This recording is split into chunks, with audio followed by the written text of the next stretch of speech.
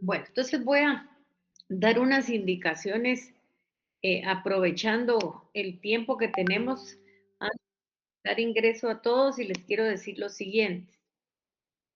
Esta semana, hoy y el día jueves, vamos a estar recibiendo las clases por Zoom. La siguiente semana, día martes y día jueves, también las vamos a recibir por Zoom. Tenemos que hacer este esfuerzo porque, según me indicaron, los segundos exámenes parciales van a ser la semana después de la Semana Santa. Entonces, tenemos que tratar de tener los puntos para poder hacer el segundo examen parcial. Igualmente que el jueves vamos a resolver si tienen algunas dudas de los laboratorios y de las leyes para poder estar listos ya para mandar sus laboratorios. Creo que Gloria Curiales como que quiere hablarnos. ¿Qué manda? Buenas noches, licenciada. Un gusto saludarla. Gracias. Perdone solo con una consulta. Usted acaba de indicar que pues la siguiente semana, el día viernes, perdón, iba a resolver algunas preguntas de los cuestionarios. El día viernes no, porque yo no doy clases. Ay, perdón, el día jueves, perdón. Entonces, solo mi duda es, ¿los laboratorios los vamos a trabajar a mano? ¿Se van a entregar de forma grupal o de forma individual? Mamita, yo creo que usted con todo respeto no ha llegado a las clases, porque eso hemos hablado más de 10 veces sobre lo mismo. Va a ser grupal, por eso es que les pedimos los listados del grupo. Y Sí, licenciada, efectivamente van a ser a mano. Efectivamente van a perdón. ser a mano. Fíjese que mi duda era, o sea, yo sí sé, ya tenemos nuestro grupo, ya lo trabajamos, pero mi duda era eso, si cada uno va a entregar o todo el grupo va a entregar, o sea, si son 5 laboratorios, También, los 5 laboratorios por también, grupo. también ya lo hablamos. Va a ser uno por grupo. Porque para eso les pedí el listado de los grupos, si no lo hubiéramos hecho individualmente, pero lo vamos a hacer por grupo. Muchas gracias. Ujú. ¿Alguna otra duda, pregunta?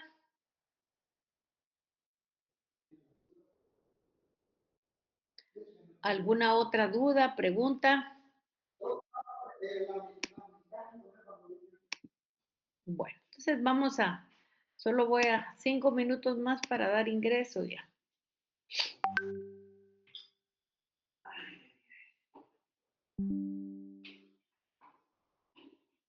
Bueno, vamos a seguir hablando el día de hoy de lo que son los tributos. Ahí es donde vamos a hablar de los tributos.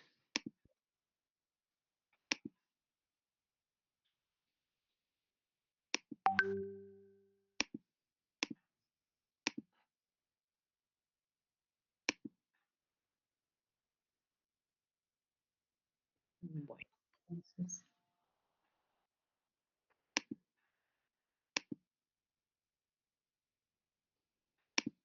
entonces vamos a hablar que hay una clasificación doctrinaria y hay una clasificación legal. La clasificación doctrinaria, ¿cómo divide los tributos? Los divide en impuestos, en tasas, en arbitrios y en contribuciones especiales. Y la clasificación legal que está dentro del Código Tributario es la que divide en impuestos, en arbitrios, contribuciones especiales y contribuciones por mejoras. Eso quiere decir que ustedes tienen que tener mucho cuidado. Cuando yo les pregunte cuál es la clasificación doctrinaria, cuando nosotros hablamos de la clasificación doctrinaria, lógicamente es qué tiene la doctrina. Y luego la clasificación de conformidad con el código tributario. Y esa de conformidad con el código tributario es impuestos, arbitrios, contribuciones especiales y contribuciones por mejoras.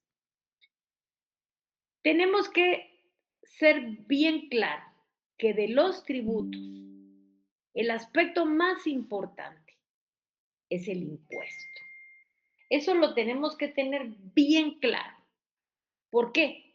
simplemente porque el impuesto le proporciona al Estado los recursos necesarios que necesita para satisfacer las necesidades de la población.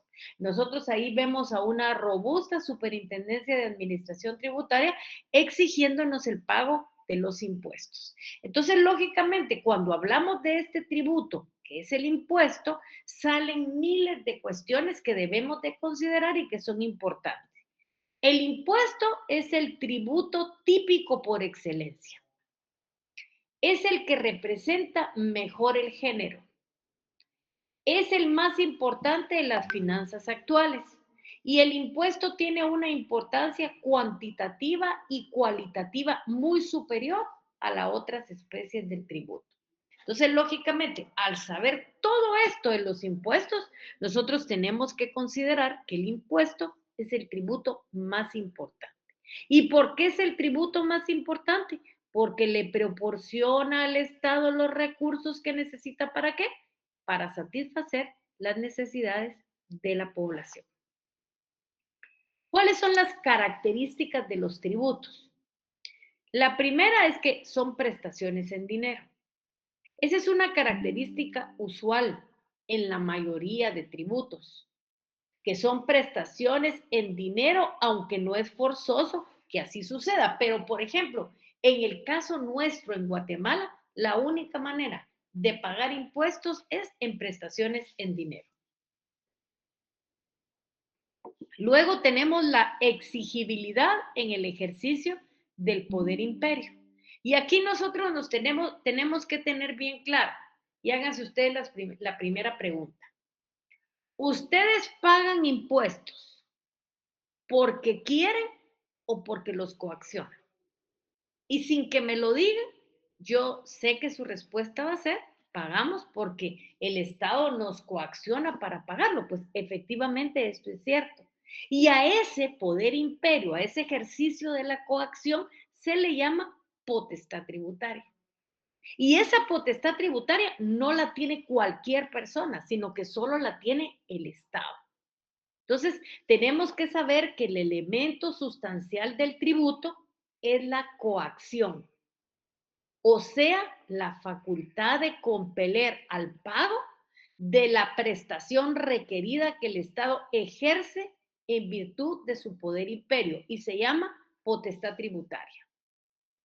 Esta coacción se manifiesta especialmente en la prescindencia de la voluntad del obligado en cuanto a la creación del tributo que le será exigible. La bilateralidad de los negocios jurídicos es sustituida por la unilateralidad.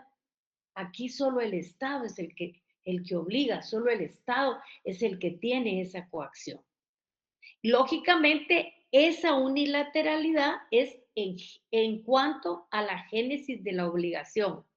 En nuestro medio, la forma de obtener los tributos es en dinero. Cuando se aplica este elemento es cuando realmente se está haciendo uso del poder tributario del Estado, pues cuando se crean normas jurídicas tributarias. En nuestro medio, esta característica está preceptuada en el artículo 239 de la Constitución, que valga la pena decirlos. Si no la han leído, creo que es importante que la lean. ¿Por qué? Porque en ese artículo, en ese principio de legalidad, es donde se faculta al Congreso de la República para decretar impuestos, arbitrios y contribuciones especiales, conceptuándose como un principio de legalidad. La otra característica es en virtud de una ley. No hay tributo sin previa ley que así lo establezca. Para poder cobrar un tributo, ya sea impuesto, arbitrio, contribuciones especiales y contribuciones por mejoras, ¿qué necesitamos? Una ley que así lo establezca, lo cual significa un límite formal de la coacción. El hecho de estar contenido el tributo en la ley significa someterlo al principio de legalidad que se resume en la frase latina, nullum tributum sine ley. ¿Qué quiere decir esto? Nulo es el tributo que no está cobrado de conformidad con la ley. Para cubrir los gastos que demanda el cumplimiento de sus fines, debemos de partir derecho que el objetivo del tributo es fiscal y cuando tiene un objetivo fiscal, esto quiere decir que su cobro tiene su razón de ser en las necesidades de obtener ingresos para cubrir los gastos que le demande la satisfacción de las necesidades públicas. El tributo puede tener fines extrafiscales y los fines extrafiscales son ajenos a la obtención de los ingresos. Y aquí les pongo el ejemplo. Cuando el presidente de la República era el señor Álvaro Arzú, se subieron aranceles para los productos de la leche. Sin embargo, este objetivo extrafiscal adicional no constituye la esencia jurídica de la institución del tributo, sino que la utilización para objetivos económicos sociales de una herramienta de intervencionismo. El Estado puede intervenir activamente en la economía nacional orientándola en virtud de medidas. Y aquí tenemos de cómo se clasifican los impuestos, perdón, cómo se clasifican los tributos. Ustedes miran en impuestos, cómo pueden ser los impuestos directos e indirectos. Los directos pueden ser reales y personales y los indirectos en actos al consumo. Cuando desde el punto de vista doctrinario examinamos las tasas, perdón, las tasas pueden ser judiciales y administrativas. Luego tenemos las contribuciones especiales. ¿Cómo pueden ser las contribuciones especiales? Por seguridad social, por gastos y por mejoras. Y luego tenemos los arbitrios. Cuando nosotros definimos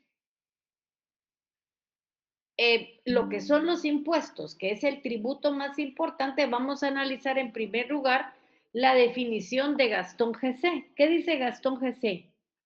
Él define a los impuestos como una prestación pecuniaria exigida de los individuos según reglas destinadas a cubrir los gastos de interés general y únicamente a causa de que los contribuyentes son miembros de una actividad política organizada. Voy a parar un momentito, solo vamos a darle ingreso a alguien aquí.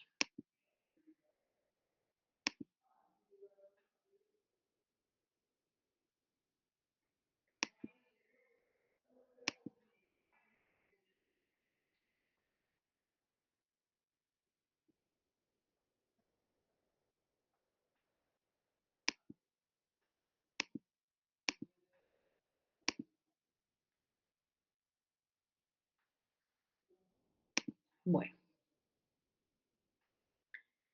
también Héctor Villega nos da una definición de esos tributos más importantes que en su momento lo vamos a ver, que son los impuestos, pero vamos a repetir la definición. Dice que los impuestos son los tributos exigidos por el Estado a quienes se hallan en condiciones generadoras de la obligación de tributar, elegidas por ser abstractamente idóneas para exteriorizar la capacidad contributiva y en proporción a esta, siendo dichos hechos generadores de la obligación ajenos a toda actividad estatal relativa al obligado. Es el tributo que tiene como hecho generador una actividad estatal general, no relacionada concretamente con el contribuyente. Y sin duda, el tributo más importante son los impuestos. Y los impuestos han tenido un cambio sustancial desde que iniciaron en la antigüedad hasta lo que son hoy por hoy. En la antigüedad, ¿qué eran?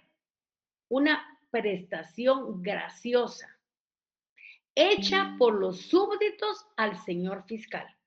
Eso fue lo primero que se dio.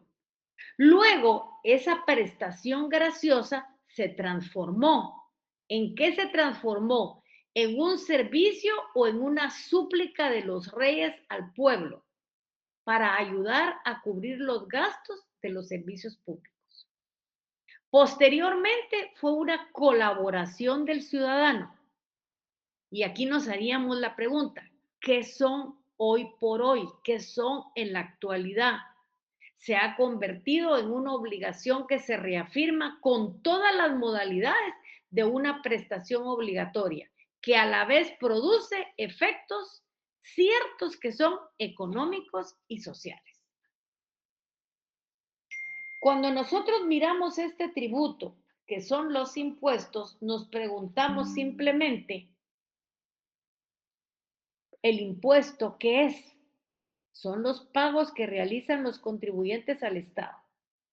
Cada cierto tiempo, pueden ser semanales, al mes o al año. Por ejemplo, al mes, ¿qué se les ocurre a ustedes? ¿Qué impuestos se les ocurre que se paga al mes? Al El mes, IVA del ICA. ¿qué manda? IVA. IVA. Es el IVA.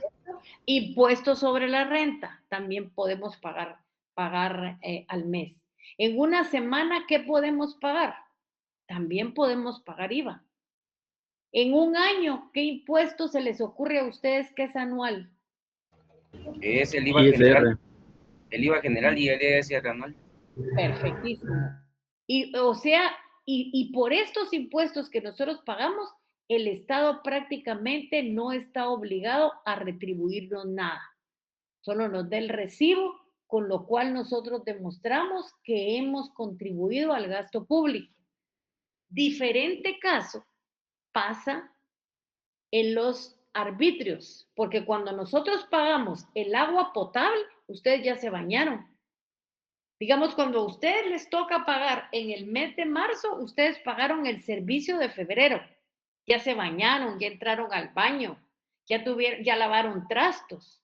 O sea, ahí sí a las municipalidades pagamos nosotros nuestro arbitrio y ya nos dio el agua. Ahí sí como quien dice, y ya nos dio el agua. ¿Por qué? Porque ahí sí hay una contraprestación. En los demás impuestos no hay contraprestación.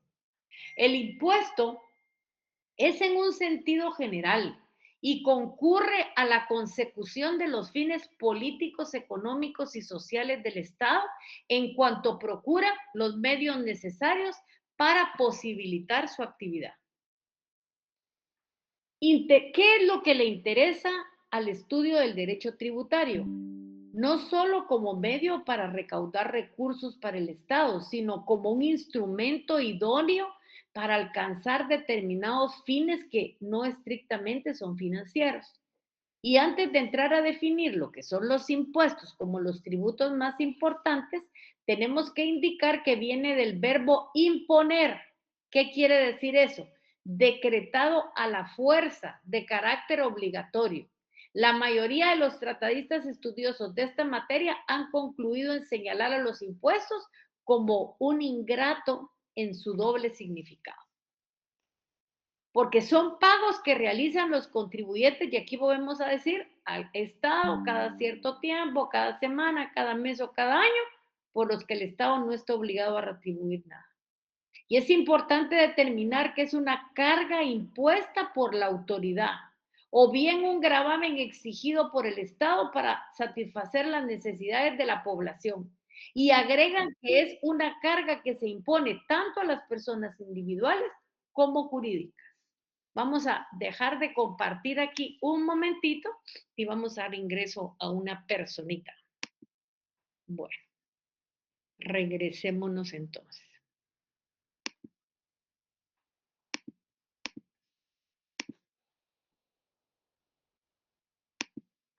Bueno. Digamos, los tributos se han definido por muchos autores. ¿Qué dice Giuliani von Rusch? Dice, es la prestación en dinero o en especie exigida por el Estado en virtud del poder imperio a quienes se hallen en situaciones consideradas por la ley como hechos imponibles. Perdón, este es impuesto. Ahora yo les pregunto, miren todo lo que nos abarca, qué es lo que nosotros hemos estado diciendo. Dice, es prestación en dinero o en especie. Aquí bien vale aclarar que Guatemala no tiene el pago del impuesto en especie. Solamente es la prestación en dinero. Es exigida por el Estado en virtud del poder imperio. Sí, ya nos dimos cuenta que nosotros pagamos impuestos porque nos coaccionan, porque nos obligan al pago de los impuestos. a quienes se hallen en las situaciones consideradas por la ley como hecho imponible. Miremos, por ejemplo, nosotros en el impuesto único sobre inmueble. ¿Cuál es el hecho imponible? El hecho imponible es que usted tenga un bien inmueble y que lo tenga como propietario, como poseedor, y la ley agrega como usufructuario. O sea que la ley tiene que relacionarse con el hecho imponible. Mauricio Duverger nos da una definición más generalizada y dice, es una obligación pecuniaria obtenida de los particulares autoritariamente, dice Duverger. Pero hay otros que no dicen autoritariamente, sino dicen coactivamente. Y ese coactivamente es el poder imperio del Estado, que solo el Estado lo tiene. Y cuando se lo tienen las municipalidades es porque el Estado mismo se los ha prestado. Aquí el único ente que tiene poder imperio es el Estado. Para Seligman es el tributo obligatorio, exigido por el Estado a los individuos para obtener necesidades de servicio público. De estas definiciones se pueden extraer ciertos elementos. ¿Cuáles son esos elementos? El primero, son prestaciones que generalmente se dan en dinero, exigidas por el Estado mediante su poder coercitivo. Esto ya no tiene mayor explicación porque es lo que hemos estado diciendo ahora.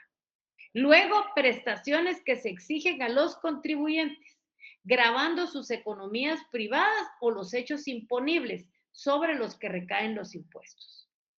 El pago del impuesto no presenta ninguna ventaja particular en cada contribuyente, es decir, no se espera ninguna contrapartida por el Estado. Y los impuestos sirven para financiar los gastos que realiza el Estado. ¿Para qué? Para satisfacer las necesidades de la población. Lógicamente, los impuestos tienen principios de imposición que son básicos. ¿Cuáles son esos principios de imposición?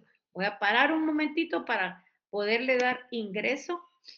Si hay alguien, pero ya no hay nadie, entonces nos regresamos porque ya no hay nadie. Entonces, vamos a ver precisamente cuáles son esos principios. Y el primer principio se llama percusión del impuesto. ¿Qué es la percusión? Es el impacto o persecución de impuesto, que está constituido por el hecho de recaer el impuesto sobre una persona a quien la ley manda a pagar. Por ejemplo, en la ley del impuesto de circulación de vehículos, ¿a qué persona manda la ley a pagar ese impuesto? A ver ahí, dígame, ¿a quién? ¿A quién manda la ley a pagar? A los propietarios de vehículos, licenciada, buenas noches. Así es, a los propietarios de vehículos, y la ley nos hace una separación y nos dice que los vehículos pueden ser terrestres, aéreos y marítimos. A ellos es que la ley los manda a pagar. Cuando también estamos hablando de percusión, estamos hablando de la repartición de la carga impositiva. Pero junto a ella está la repartición de hecho de esta, ya que el contribuyente de derecho puede optar a pagar el impuesto o a trasladarlo a otras personas. Y yo les pongo el ejemplo claro. Imagínense ustedes la producción de un par de zapatos. El primero que nos aparece en esa cadena productiva es el importador del material para zapatos. ¿Qué van a necesitar? ¿Qué necesitan ustedes, por ejemplo, si van a hacer un par de zapatos? Sin duda van a ir a una peletería y van a ir a comprar. Ahora ya cuero es difícil, pero van a comprar un cuero ecológico o una cuerina. Van a comprar pegamento, van a comprar una suela, van a comprar tapitas, pueden comprar un tacón, van a comprar hilo, lo que a ustedes se les ocurre como quieran hacer un par de zapatos. ¿Quién va a ir a comprarle al importador? El productor. Y cuando le compra todo ese material, le van a dar una factura, que es la factura del IVA. De ahí va a decir todo lo que compró. Pero ese productor, ¿qué es lo que va a hacer con lo que compró? Va a producir un par de zapatos. ¿Y a quién va a buscar para venderle los zapatos? A un distribuidor. Y ese distribuidor puede ser el dueño de la zapatería Los Monitos. Y ahí llega Glenda Sagastume, que es la contribuidora final, y compra su par de zapatos. Miren cómo el IVA se va trasladando del importador al productor, del productor al distribuidor, y hasta el último se traslada. ¿Y quién es el último? Glenda Sagastume, que es la que se va a poner los zapatos. Esa traslación no se da en todos los impuestos, solo se da en los impuestos indirectos. Díganme el ejemplo de un impuesto indirecto. Y yo ya se los dije ahí, ¿cuál es el impuesto que creen que paga el importador, el, el productor, el distribuidor y Glenda Sagastume? ¿Qué impuesto pagó ahí? ¿Cuál impuesto creen ustedes que pagaron ahí? IVA. El IVA, exactamente, que es un impuesto indirecto, el impuesto del IVA. Entonces, la traslación del impuesto es el fenómeno en virtud del cual el que ha sufrido el impacto o la percusión del impuesto traspasa todo o en parte del mismo a otra o a otras personas. Al hacerse efectivo un impuesto, generalmente se dan dos contribuyentes. Y aquí ponemos, por ejemplo, ¿quién es el contribuyente de derecho? El propietario de la casa. El propietario que tiene su certificación.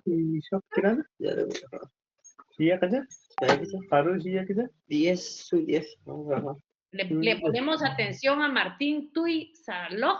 Vamos a ver de qué habla. O ya se cayó. Bueno, entonces les digo, el propietario de la casa porque se la regaló su papá, porque se la regaló su mamá, porque él trabajó mucho y la compró, tiene todos los documentos con el cual establece que él es el dueño del propietario de la casa. Pero decide que se la va a alquilar. ¿Y a quién la va a alquilar? A un inquilino, y se la va a dar mediante un contrato. ¿Pero qué es el inquilino? Un contribuyente de hecho, no es el propietario, porque él solamente tiene el goce del bien, no tiene la propiedad. ¿Quién es el contribuyente de derecho? Es a quien le corresponde pagar el impuesto, o sea, el que lo debiera de pagar, como es el caso del propietario de una casa, pero que no lo paga él, sino lo paga el inquilino.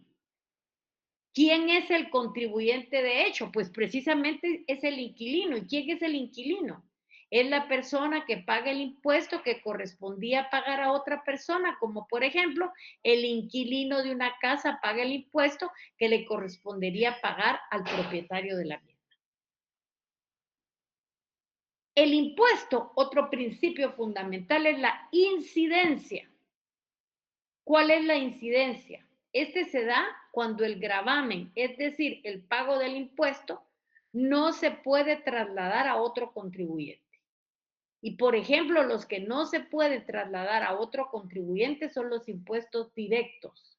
Por ejemplo, un impuesto directo, ¿cuál es? El impuesto sobre la renta.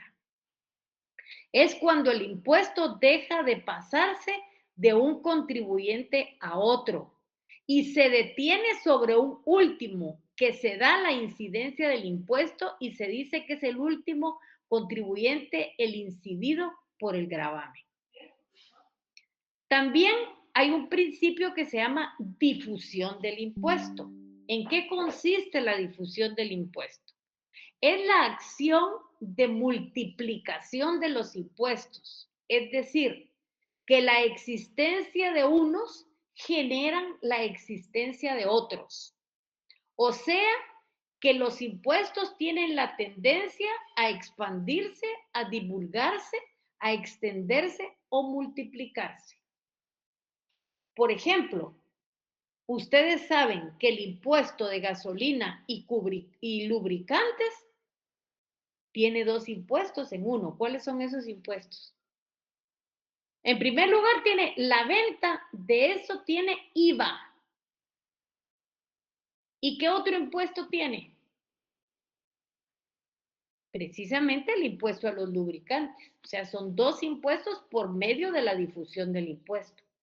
Luego tenemos la distribución del impuesto, que es la acción de repartir los impuestos, dándole a cada uno su destino conveniente. Y luego tenemos ya en sí lo que son las características de los impuestos. Aquí ustedes van a ver repetidas en su mayoría las características de los tributos. Pero, por ejemplo, cuando dicen debe de establecerse a través de una ley, ¿en dónde está recogido esto en nuestra Constitución Política de la República de Guatemala?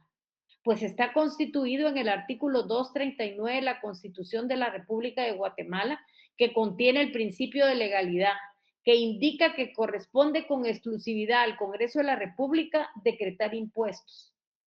Si nosotros queremos hacer un resumen de esto, ¿qué quiere decir? Que solo el Congreso de la República puede decretar impuestos. Y ese artículo dice que el sistema tributario debe de ser justo y equitativo. Yo siempre he considerado que este principio es como la pantalla que cubre al contribuyente. Estado quiere cobrar impuestos, perfecto, que los autoricen en una ley el Congreso de la República. No los ha autorizado, Estado no puede cobrar impuestos. Sabemos nosotros que el pago del impuesto es obligatorio. No nos están preguntando si nosotros queremos o no queremos pagar impuestos. Yo estoy más que segura que cuando ustedes oyen la existencia de esa figura de la corrupción, cierto, mentira, ustedes lo primero que dicen, puchica, si yo estoy pagando los impuestos y para mí esto es un enorme sacrificio. Ay, Dios mío, ¿y por qué lo pago yo? Porque hay una norma en el artículo 139 de la Constitución que me dice que yo tengo que contribuir al gasto público. Y la pregunta aquí sería, ¿y cómo contribuyo yo al gasto público? Pagando impuestos. Entonces, esta obligación surge de la necesidad de dotar al Estado de los medios suficientes para satisfacer las necesidades públicas o sociales. La obligación de pagar impuestos, ¿en dónde está? ¿En dónde se origina? Está en actos particulares ejecutados por los contribuyentes y que coinciden con las circunstancias contenidas en la ley como un hecho generador. Tal como lo señala Joaquín B. Ortega, el individuo razonable tiene que elegir entre el sacrificio contributivo con los beneficios personales y sociales implícitos. Ya decía un autor americano que hay dos cosas de las cuales nosotros no podemos zafarnos. ¿Y cuál es? De pagar impuestos y de la muerte, que en algún momento tendrá que llegar, como la vejez. O sea, nadie se escapa de la vejez. Todos pasamos por ese proceso natural. No hay nadie que se vaya a quedar patojón. Todo el mundo pasa por esas circunstancias. Pues lo mismo pasa aquí. Nos vamos a morir y si estamos obligados tenemos que pagar el impuesto. Y lógicamente con una superintendencia de administración tributaria que tiene más que antenitas, tiene radares y nos sigue a donde nos tiene que seguir. Entonces, por favor, si no han leído, lean ahora el artículo 135, literal D de la Constitución, que dice como deber de todos los guatemaltecos contribuir al gasto público. Luego, como otra característica de los impuestos, tenemos que los impuestos deben de ser proporcionales y equitativos. Y aquí yo sé que ustedes están preguntando, ¿y qué es un impuesto proporcional? Esto significa que comprende a todos por igual, o sea, de la misma manera a todos aquellos individuos que se encuentran colocados en una misma situación y circunstancia. Y luego tenemos la proporcionalidad. ¿Dónde está la proporcionalidad? Radica medularmente en que los sujetos pasivos deben de contribuir a los gastos públicos en su función de su respectiva capacidad económica, debiendo aportar una justa y adecuada de sus ingresos, utilidades y rendimientos. Por ejemplo, si ustedes más gastan, más van a pagar IVA. Miremos en el impuesto único sobre inmuebles. Si ustedes tienen un inmueble, de acuerdo a la tabla que tiene la ley, que está valorada de 1 centavo a 2,000 quetzales, que yo sigo pensando que hoy por hoy no hay inmueble que valga eso, porque si hay un par de zapatos que puede costar 3,000 quetzales, ¿qué va a costar un inmueble? Pero esto no lo han modificado y se quedó obsoleto. La misma ley dice que si usted está en ese rublo, está exento del impuesto. ¿Qué quiere decir exento del impuesto? Que no lo va a pagar. Pero si usted es un nuevo rico y se compró un apartamento en un condominio y la propiedad vale 5 millones de quetzales, va a pagar más impuesto. Y ahí es donde precisamente radica la proporcionalidad, en que los sujetos pasivos, ¿quiénes son los sujetos pasivos? Los contribuyentes deben de contribuir a los gastos públicos en función de su respectiva capacidad económica, debiendo aportar una parte justa y adecuada de sus ingresos, utilidades y rendimientos. El cumplimiento de esta característica se realiza a través de tarifas progresivas, pues mediante ellas se consigue que cubran un impuesto en monto superior los contribuyentes de más elevados recursos. Antes decían que los que más tenían menos pagaban impuestos. Yo creo que eso ya no es cierto, porque hay un control férreo en la Superintendencia de Administración Tributaria. Y lógicamente esa proporcionalidad está vinculada con la capacidad económica de los contribuyentes, que debe de ser gravada diferencialmente conforme a tarifas progresivas, para que el impacto sea distinto, no solo en cantidad, sino en lo tocante al mayor o menor sacrificio, reflejado cualitativamente en la disminución patrimonial que proceda y que debe encontrarse en proporción a los ingresos obtenidos. Que sea equitativo, ¿qué significa? Que el impacto del impuesto sea el mismo para todos los comprendidos en una situación jurídica. ¿Qué quiere decir? Si el inmueble vale 100,000 quetzales, todos vamos a pagar el mismo impuesto. No va a haber diferencia. La equidad está en la igualdad de todas las personas ante la misma ley tributaria. Pero que seamos iguales no significa que vamos a pagar muchas veces el mismo impuesto. ¿Por qué? Porque hay que examinar la capacidad económica de todos los sujetos pasivos de un mismo tributo. Los que en tales condiciones deben recibir un tratamiento idéntico. Esto significa, en consecuencia, que los contribuyentes de un mismo impuesto deben guardar una situación de igualdad frente a las normas jurídicas que la establece y la regula. Luego, la cuarta característica, que se establece a favor de la administración activa. Todo dinero que se pague proveniente de los impuestos debe destinarse a cubrir el presupuesto del Estado. ¿Y el presupuesto del Estado qué partidas tiene? Tiene partidas de ingresos y gastos. ¿Cuál es el objetivo que persiguen los impuestos? Proporcionar al Estado los recursos necesarios para el ejercicio de sus atribuciones. ¿Cómo se pueden clasificar los impuestos? Los impuestos se pueden clasificar en una clasificación generalizada, si ustedes quieren, que los divide en directos e indirectos. Vamos a ver cuáles son los impuestos directos. Son los que inciden en cualquier manifestación inmediata de riqueza. Yo les preguntaría a ustedes, ¿todos en este país tienen carro? No. ¿Quiénes tienen carro? Los que más o menos tienen una inmediata manifestación de riqueza. ¿Y quiénes tienen carros nuevos? Los que tienen más riqueza.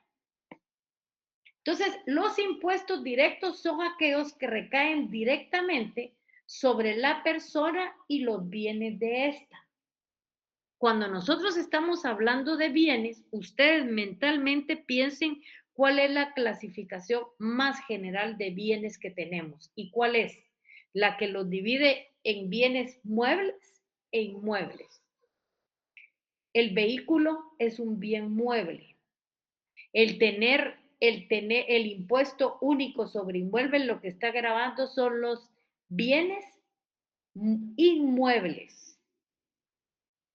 Una persona es obligada de conformidad con la ley a soportar el peso de la carga tributaria. Esto se grava de manera directa. ¿Qué se grava de manera directa? El patrimonio, los ingresos y las rentas de los contribuyentes. En esta clase de impuestos, por su naturaleza, el Estado puede llevar un registro nominativo de las personas que pagan impuestos. Peor ahora, con la factura electrónica. Si ustedes hacen una factura electrónica de alquiler, rapidito la Superintendencia de Administración Tributaria determina que ustedes tienen que pagar IVA y que tienen que pagar impuestos sobre la renta. ¿Y tiene un control sobre ustedes? Sí, sabe quiénes son los que tienen que pagar este impuesto. ¿Por qué? Porque tiene la base de la factura electrónica, que antes era un poco más difícil, pero la tecnología ha permitido controles y fiscalizaciones maravillosos. Los impuestos directos pueden ser trasladados o repercutidos, no. Y cuando ustedes oigan siempre trasladado o repercutido, piensen, el importador para producir zapatos, el productor, el distribuidor y yo que me fui a comprar los zapatos. Y yo ya no tengo a quién más pasárselo. ¿Por qué? Porque después de que yo use los zapatos, a donde van a ir es a la basura. Nada que me van a dar esa posibilidad de trasladar o repercutir el IVA. ¿Cuál es el ejemplo de estos impuestos? Impuesto sobre la renta, impuesto único sobre inmuebles, impuesto de circulación de vehículos terrestres, marítimos y aéreos. ¿Esto me genera una manifestación de riqueza? Sí. Pónganse a pensar primero. ¿Todos tienen bienes inmuebles en este país? No. ¿Todos tienen un salario? ¿Tienen una comisión? ¿Tienen un arrendamiento? No. ¿Todos tienen un vehículo? No. Los vehículos, ¿cómo pueden ser? Terrestres, marítimos y aéreos. Entonces, cuando yo llego a tener esto, ¿por qué lo tengo? Como una manifestación de riqueza. También tenemos aquí entre estos el impuesto de solidaridad. Ahora, como todo en la vida, estos impuestos tienen ventajas y desventajas. ¿Cuáles son las ventajas? Las ventajas no están en la ley, pero lo han estudiado los doctrinarios. ¿Cuáles son esas ventajas? Que la renta es cierta, concebida con anticipación y con la que se puede contar con certeza. Permite conocer al contribuyente, como consecuencia, fiscalizar de mejor manera su aporte fiscal de manera continua y ordenada mediante listados específicos. Por su naturaleza, estos impuestos facilitan al Estado obtener sus recursos aún en épocas de crisis derivados de fluctuaciones económicas. Y lo malo, las desventajas, son muy sensibles a los contribuyentes. ¿Y por qué son muy sensibles? En razón de afectarlos directamente. Y así provocan en estos una reacción de supervigilancia del manejo de los fondos públicos. Yo creo que nosotros no supervigilamos el manejo de los fondos públicos, porque en este país se habla todos los días de corrupción. Y yo nunca miro que realmente nosotros, en su mayoría, nos opongamos a ese tipo de cuestiones. Ya lo vemos como algo muy normal en el vivir nuestro. La otra desventaja es que dejan a un amplio sector de la sociedad sin tributar, claro, porque no todos tienen esos bienes que les permite el cobro de estos impuestos indirectos. Por su fijeza, no permite al Estado aumentarlos sin oposición. Como consecuencia, se limitan a una mayor percepción en un momento propicio para aumentar los impuestos. Ahora, ¿cuáles son los impuestos indirectos? Son aquellos que gravan consumo de bienes y servicios y se denominan indirectos porque los mismos son trasladados en cada eslabón de la cadena productiva, del importador a productor. Este productor va a una peletería regularmente, va a comprar producto y ¿qué le dan ahí? Factura. Cuando la persona ya hizo el par de zapatos y se lo vende al distribuidor, ¿qué le pide el distribuidor? Factura. Y el IVA va trasladado. Y luego este distribuidor se lo va a vender a usted, quien llega a la zapatería, y usted lo primero que le dice, sí voy a comprar el par de zapatos, pero quiero mi factura. Miren cómo el IVA se fue trasladando de importador a productor, de productor a distribuidor y de distribuidor a consumidor final. Lógicamente aquí sucede lo contrario de los impuestos directos. ¿Por qué sucede lo contrario? Porque de conformidad con la ley no es la persona que soporta el peso de la carga tributaria. Por el fenómeno de la traslación, el legislador faculta al obligado a trasladar el peso de la carga tributaria al consumidor final.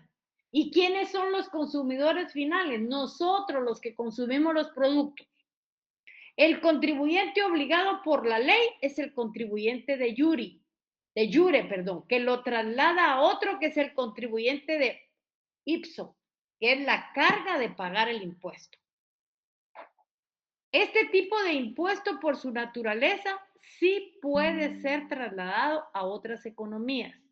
Ejemplo, impuesto al valor agregado, impuestos específicos a la distribución de petróleo crudo y combustibles derivados del petróleo, derechos arancelarios a la importación. Impuestos sobre la distribución de bebidas alcohólicas, destiladas, cervezas u otras bebidas fermentadas, que es el decreto 21-2004 del Congreso de la República. El impuesto al tabaco y sus productos, decreto 6177 del Congreso de la República. Impuesto a la distribución de cemento, decreto 79-2000 del Congreso de la República. Aquí es muy importante y quiero que sepan algo. Cuando ustedes van a la gasolinera a comprar gasolina, mi pregunta es la siguiente. ¿Qué impuesto pagan cuando compran gasolina? A ver qué me dice Martín Tuy. ¿Qué impuestos pagan? ¿Será uno o serán dos? A ver quién me dice ahí. Pagan Son dos. dos licenciados. Ahí está. Neri, a ver, dígame usted, son dos. A ver, ¿cuáles son? El IVA y el IDP. Ahí está. ¿Y cuál es el IDP? Cuénteles a ellos. Seguros. El impuesto de Mire, Hidrocarburos. es impuestos específicos a la distribución de petróleo crudo y combustibles derivados del petróleo, que es el decreto 38-92 del Congreso. Entonces, sí tienen que saber esta parte. Gracias, Neri. Bueno, ahora, ¿cómo pueden ser los impuestos directos? Si ustedes se recuerdan de aquel cuadrito, vimos que los impuestos directos pueden ser personales y reales. ¿Cuáles son los impuestos directos personales? Son aquellos que recaen directamente sobre la persona. ¿Quién recae sobre la persona? El impuesto sobre la renta y el impuesto que grava la salida al país. El ingreso, ¿por qué es sobre la persona? Porque el impuesto sobre la renta, miremos, por ejemplo, si ustedes alquilan un bien inmueble, ese impuesto lo que está castigando es la ganancia. La ganancia. Y ese, ¿quién gana la ganancia? La persona que es el dueño del bien inmueble.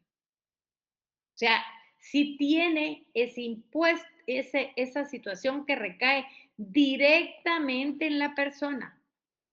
Ahora, los reales, los directos reales, son aquellos que recaen directamente sobre los bienes de las personas muebles o inmuebles. Ejemplo, impuesto de circulación de vehículo.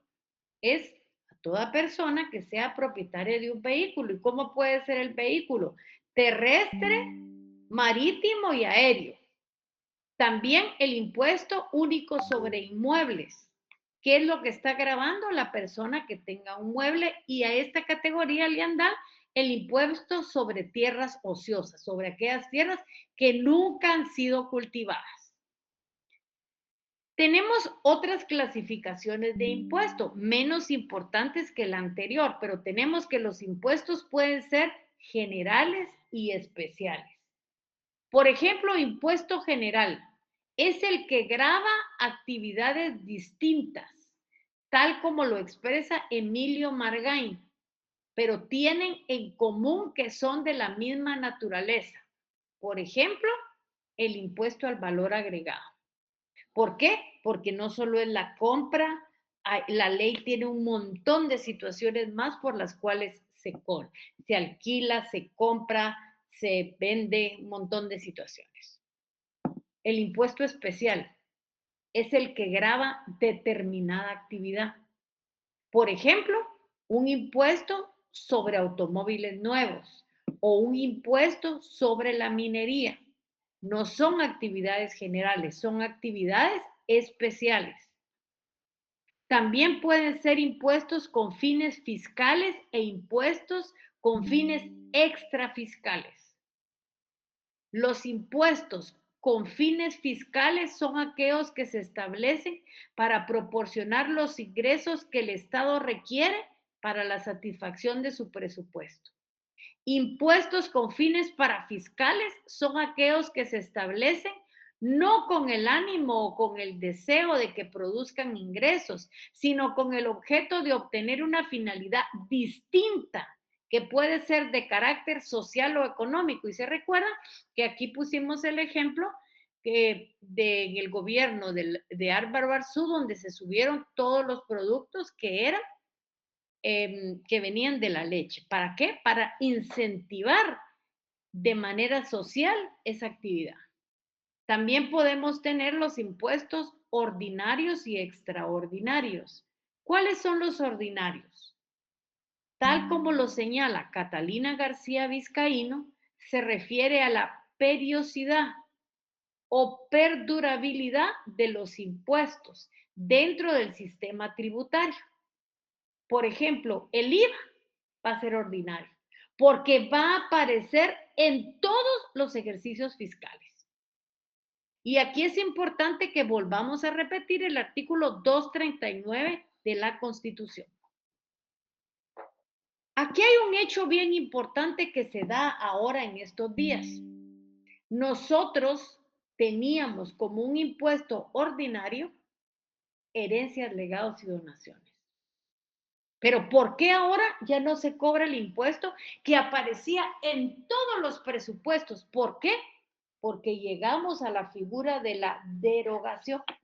El Congreso de la República consideró que era un impuesto que ya no debía cobrarse más y ahí se acabó. ¿Y por qué quedó derogado? A través de una ley derogaron ese tipo de impuestos. Entonces tenemos que saber que con la característica y habérselos establecido, con miras a su permanencia. Los extraordinarios, lógicamente, como su nombre lo indica, solo vienen de vez en cuando. ¿Y cuándo vienen estos? Cuando hay periodos de crisis, cuando hay alteraciones profundas en la economía y se necesita lograr ajustes en los gastos públicos. Casi siempre que tenemos problemas de hechos ambientales, se dan este tipo de impuestos. Pero lo que es importante determinar es, no aparecen en todos los ejercicios fiscales. ¿Por qué? Porque son extraordinarios. ¿Y cuándo surge? Cuando hay periodos de crisis, alteraciones profundas a la economía y se debe de lograr ajuste a los servicios públicos. Hasta ahí me quedaría yo hoy. Preguntas, respuestas, comentarios. Les repito únicamente que para los que pidieron examen extemporáneo, el examen extemporáneo va a ser el jueves, como nos corresponde, a las 3 de la tarde. ¿Dónde nos vamos a juntar? Allá afuera de la coordinación para determinar a qué clase nos podemos ir a hacer el examen. Entonces, ahí haremos el examen y luego recibiremos nuestra clase. Les pido que por favor lleven sus solicitudes originales porque yo solamente las tengo digitales y las necesito tener. Me recuerdo que existió el YETAP correctamente, Andy. Así es, correcto. ¿Dudas, preguntas, comentarios? Si no es así, pasen feliz noche, que Dios los bendiga. Nos vemos el jueves primeramente. Gracias, licenciada. Feliz noche. Gracias, Igualmente. feliz noche. Doctora, feliz noches a todos, compañeros. Buenas noches, Adiós. licenciado.